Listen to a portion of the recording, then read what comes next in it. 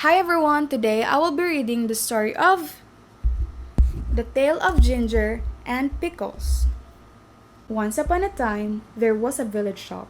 The name over the window was Ginger and Pickles. It was a little small shop just right size for dolls, Lucinda and Jane dolls.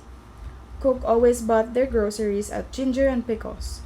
The counter inside was a convenient height for rabbits. Ginger and Pickles sold red spotty pocket handkerchiefs and a penny 3 farthings. They also sold sugar and snuff inside the galoshes.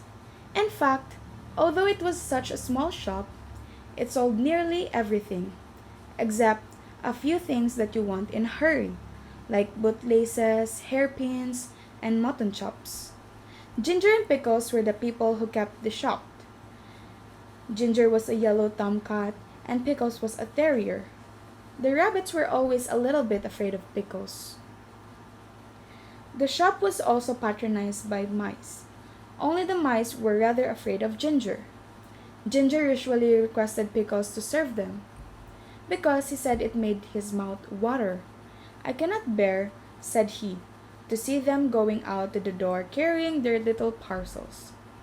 "I have the same feeling about rats," replied Pickles, "but it would never do to eat your own customers. They would leave us and go to Tabitha Twitchit's." "On the contrary, they would go nowhere," replied Ginger gloomily. Tabitha Twitchit kept the only other shop in the village. She did not give credit. Ginger and Pickles gave unlimited credit. Now the meaning of credit is this: when a customer buys a bar of soap, instead of a customer pulling out a purse and paying for it, she says she will pay another time. And Pickles makes a low bow and says, "With pleasure, madam," and it is written down in a book. The customers come again and again, and buy quantities, in spite of being afraid of Ginger and Pickles, but there is no money in what is it called till. The customers came in crowds every day and bought quantities, especially the toffee customers. But there was always no money. They never paid for as much as pennyworth of pepperits. But there was always no money, but they never paid as much as pennyworth of peppermints. But the sales were enormous, 10 times as large as Tabitha Twitchit's. As there was always no money, Ginger and Pickles were obliged to eat their own goods. Pickles ate biscuits, and Ginger ate a dried haddock. They ate them by candlelight after the shop was closed.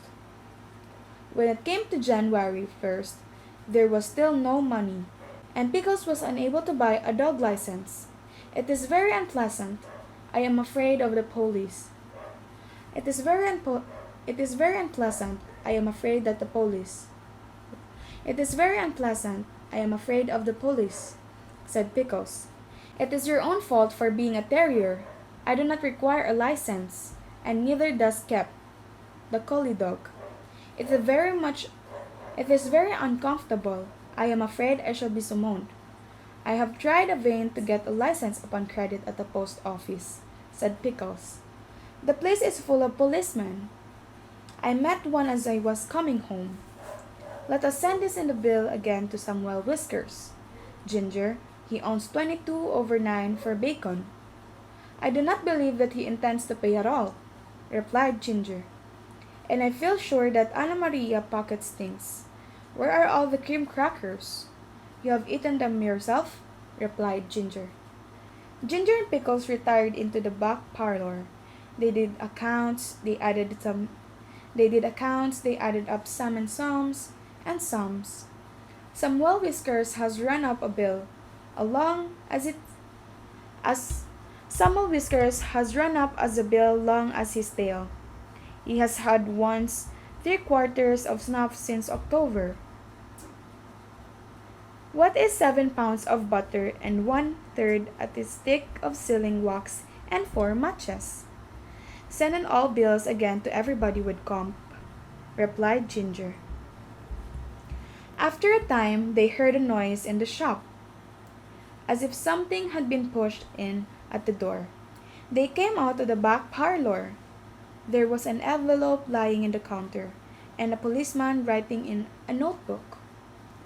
Pickles nearly had a fit. He barked, and made little rushes.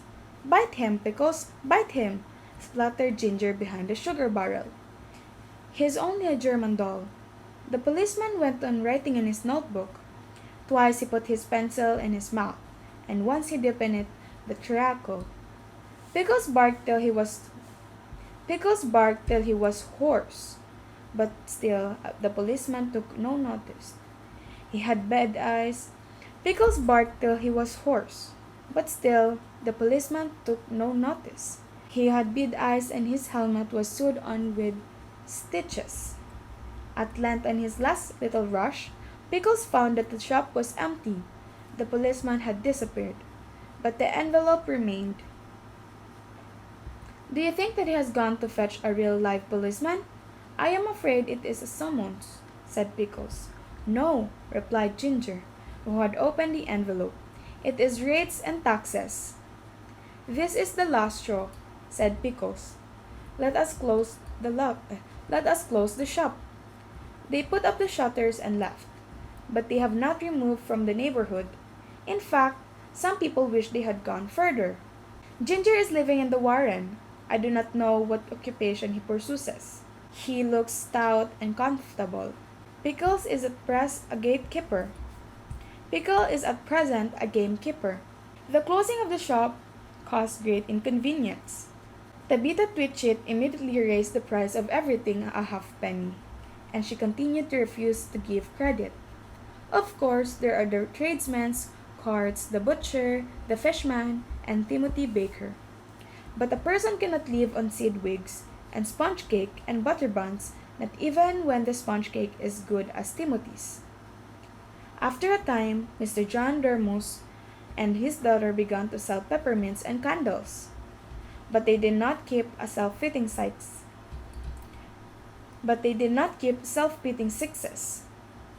And it takes 5 mice to carry 1/7 each candle. Besides, the candle which they sell behave very strangely in warm weather. And Miss Dormouse refused to take back the ends when they were brought back to her complaints. And when Mr. John Dormouse was complained to, he stayed in bed and would say nothing but very snug, which is not the way to carry on a retail business. So everybody was pleased when Sally Henny Penny sent out a printed poster to say that she was going to reopen the shop. Henny's opening sale, Grand Cooperative Jumbo, pennies prices, come buy, come try, come buy. The poster really was most enticing. There was a rush upon the opening day. The shop was crammed with customers, and there were crowds of mice upon the business canisters. Sally Henny Penny gets rather flustered when she tries to count out change, and she insists on being paid cash, but she is quite harmless, and she has laid in a remarkable assortment of bargains. There is something to please everybody. What is the moral lesson of the story, The Ginger and the Pickles? The Tale of Ginger and the Pickles by Beatrix Potter is a story that imparts several moral lessons. One of the primary lessons revolves around the consequences of not adapting to change and being inflexible in business or relationships. In the story, Ginger and Pickles, the cat and the dog who own the shop, struggle because they extend the credit to their customers without proper considerations. The tale also highlights the importance of practicality and financial responsibility. It suggests that generosity and good intentions should be balanced with practical business sense to ensure sustainability.